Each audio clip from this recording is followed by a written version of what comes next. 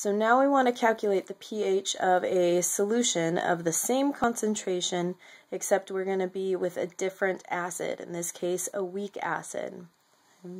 So our question tells us Ka, which is the equilibrium constant for our weak acid. We're going to set it up the same way with an ICE table. We have our acid interacting with water to form H3O plus and CH3COOH, the acetate ion. So our starting concentration is 0.100. Our change in this case is unknown because it is a weak acid, so we don't know how weak it is. Okay, so we don't know how far equilibrium is going, so our change becomes X. So our ending concentration of CH3COOH-, oops, this is not supposed to be plus X, that's minus and minus. Okay. So we have 0.100 minus X.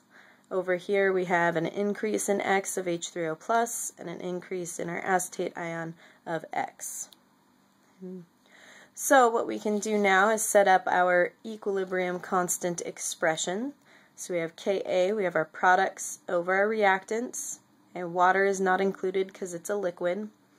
So we have, ends up with x squared divided by 0.100 minus x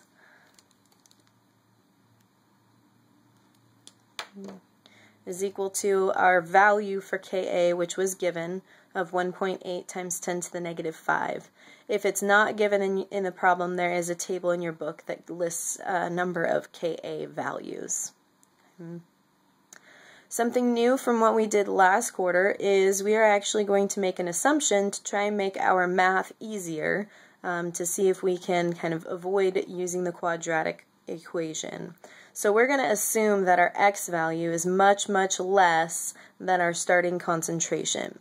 Okay, so basically what we're saying is that this X that's being subtracted here is so small that it essentially is not going to change that value enough to alter the calculations.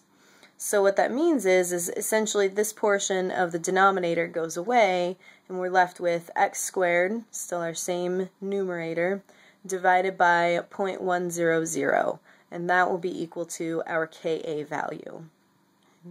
We solve for that, multiply our Ka by 0.1, take the square root of it, we get 0.00134.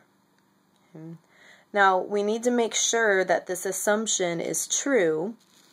Okay, so our next step is to check our assumption, and we want to make sure that our X value here divided by the original concentration is less than 5%.